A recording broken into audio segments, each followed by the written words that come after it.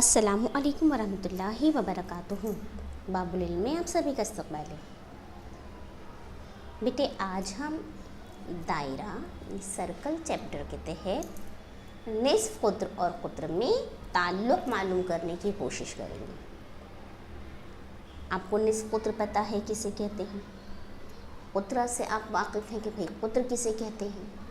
तो अब इन दोनों में ताल्लुक़ क्या है? नाम के साथ मिलता जुलता लगता है ना, नाम मिलता जुलता है। तो क्या ताल्लुक़ है दोनों में? पहले हम ये ताल्लुक़ निकालने की कोशिश करेंगे, तलाश करेंगे। तो सबसे पहले आपको यहाँ पर देखिए दायरों की अशकाल नज़र आ रही हैं। एक पूरा टेबल बनाया हुआ है, जदवल दिया गया है। उसमें क्या दिया गया है? आपको शक्ल दी गई है, निस्फ़ कुत्र और कुत्र ये छोड़ा गया है, लिखना है हमें। अब हम क्या करेंगे? पहली जो शक्ल है इसके निस्फ़ कुत्र को मालूम करेंगे कि भाई ये जो दायरा बना हुआ है ये दायरा कितने निस्फ़ कुत्र का है। किसकी मदद से मालूम करेंगे? नाप पट्टी की मदद से। तो मैंने नाप पट्टी ले ली हाथ में। अब दायरे के मरकज़ से दायरे पर वाक़ई किसी नुक्ते का दरमियानी फासला कहलाता है निस्फ़ कुत्र, है ना। कितना है देखिए, कितना आया है? 2 सम। 2 सम आया है ना, ये देखिए 2 सम। तो हम यहाँ पर लिखेंगे निस्फ़ कुत्र के कॉलम में 2 सम। चलिए लिख देते हैं ये 2 सम। अब इसी दायरे का हम कुत्र मालूम करेंगे। कुत्र कैसे मालूम करेंगे? कि दायरे के मरकज़ से गुज़रता हुआ होना चाहिए, इस तरह से।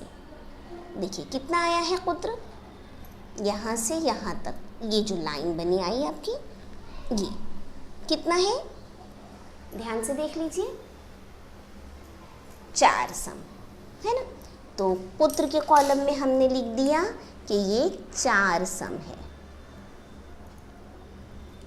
अगला दायरा देखते हैं, इसका निस्फ़ कुत्र कितना है? देखिए यहाँ से आपका यहाँ तक का फासला कितना है? 1 2 3, 3 सम है निस्फ़ कुत्र। ये लिख दिया टीचर ने 3 सम। उसके बाद कुत्र मालूम करना है, ये बढ़ा दिया टीचर ने इस तरह से। देखिए कितना आया कुत्र, कुत्र मालूम कीजिए। 1 2 3 4 5 6 मरकज़ से गुज़रता हुआ, तो कुत्र हो गया है आपके पास 6 सम। लिखते जाना है हमें, अपनी तस्दीक करनी है, देखना है, कुछ ताल्लुक़ निकालना है हमें निस्फ़ कुत्र और कुत्र में। अब आखिरी दायरा जो तीसरा दायरा है उसका देखिए निस्फ़ कुत्र कितना आया है? कितना है? 4 सम। चलिए लिख दिया हमने 4 सम यहाँ पर। कुत्र मालूम कर लीजिए।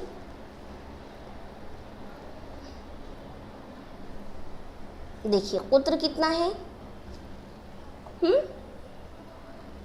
कितना आया है? 8 सम। अब ज़रा आपने जो टेबल, जो जदवल को भरा उस पर गौर कीजिए। निस्फ़ कुत्र पहले दायरे का है 2 सम, उसका कुत्र है 4 सम। दूसरे दायरे का है 3 सम, उसका कुत्र है 6 सम। तीसरे दायरे का निस्फ़ कुत्र है 4 सम और कुत्र है 8 सम। देखिए 2 और 4 निस्फ़ कुत्र और कुत्र में ताल्लुक़ ढूंढना है। 2 और 4 क्या ताल्लुक़ है? 2 और 4, 2 का डबल होता है 4, 2 का दुगना होता है 4, है ना। 2 दूनी 4। 3 और 6 निस्फ़ कुत्र है 3 सम, कुत्र है 6 सम। कैसा हुआ? 3 दूनी 6, 3 का दुगना, 3 का दुगना, है ना। इसी तरह से 4 सम और 8 सम, निस्फ़ कुत्र 4 सम, 4 सम का हो गया पुत्र 8 सम। 4 का डबल, 4 का दुगना 8 होता है। यानी हमें क्या समझ में आ रहा है, क्या ताल्लुक समझ में आ रहा है? बोलिए कि दायरे का कुत्र, दायरे का कुत्र निस्फ कुत्र के, निस्फ कुत्र, ये ना जो निस्फ कुत्र, उसका निस्फ कुत्र का दुगना होता है। यानी अगर आपसे किसी ने कहा कि भाई एक दायरा है, उसका निस्फ कुत्र है 8 सम, तो बताइए कुत्र कितना होगा? तो आप फौरन कहेंगे, आपको अभी मालूम पड़ा, हमने देखा कि भाई दायरे का कुत्र निस्फ कुत्र का दुगना होता है। यानी किसी ने आपसे कहा कि दायरे का निस्फ कुत्र 8 सम है, तो इसका कुत्र कितना हो जाएगा? इसका डबल हो जाएगा, यानी 8 दूनी 16 दुगना। आया समझ में? ताल्लुक समझा कि निस्फ कुत्र कुत्र का दुगना होता है। अब इसको हम दूसरे तरीके से देखते हैं, कुत्र और निस्फ कुत्र, इसको देखते हैं। देखिए टीचर ने ना एक दायरा लिया है, इसको काट लिया है। इस दायरे का मरकज़ है O। चलिए लिख देते हैं, यहाँ पर मरकज़ को नाम दे दिया टीचर ने O। दायरे में एक कुत्र बनाते हैं, ठीक है। टीचर ने दायरे में कुत्र बना लिया। ध्यान देना बेटा कि कुत्र आपका कितने सम पर आ रहा है। देखिए तस्वीर को आपको ये अमल टीचर का देखते जाना है, कितने सम पर आ रहा है? 8 सम पर, है ना। ये जो पुत्र है इसको चलो नाम दे देते हैं, वैसे तो बाहर जा रहा है नाम, मैं अंदर लिख दे रही हूँ A और ये B, ठीक है। A B बन गया पुत्र। और आपने क्या देखा, कितने सम का है? कितने सम का है? 8 सम का है ना। अब क्या करना है, हमें इसे फोल्ड कर लेना है कुत्र पर, दायरे को कुत्र पर, दायरे को कुत्र पर फोल्ड कर लेना है, मोड़ देना है। चलिए मोड़ते हैं। देखिए मोड़ दिया टीचर ने A और B पर, तो दायरा आधा हो गया, निस्फ हो गया। अब हम क्या करेंगे, यहाँ पर हमारा मरकज़ है ना, मरकज़ है O। आप ध्यान दीजिए, तो O से A निस्फ पुत्र है और OB निस्फ पुत्र है। ये एक निस्फ पुत्र है और ये दूसरा निस्फ पुत्र है ना। OA OB निस्फ पुत्र है, ठीक है। अब हम इसे यहाँ से फोल्ड कर देंगे B से, इस तरह फोल्ड करेंगे कि हमारा नुक्ता A नुक्ता B पर आ जाए, नुक्ता A नुक्ता B पर आ जाए। चलिए देखते हैं। देखिए नुक्ता A और B, A और B एक दूसरे पर आ गए हैं, है ना। और दोनों निस्फ पुत्र हैं, जबकि हमको पता है कि हमने AB क्या किया है, पुत्र बनाया था ना। AB हमने पुत्र बना लिए थे। जब हमने इसे फोल्ड किया तो हमने क्या देखा कि निस्फ पुत्र कैसा हो गया है, पूरे पुत्र का आधा हो गया है ना।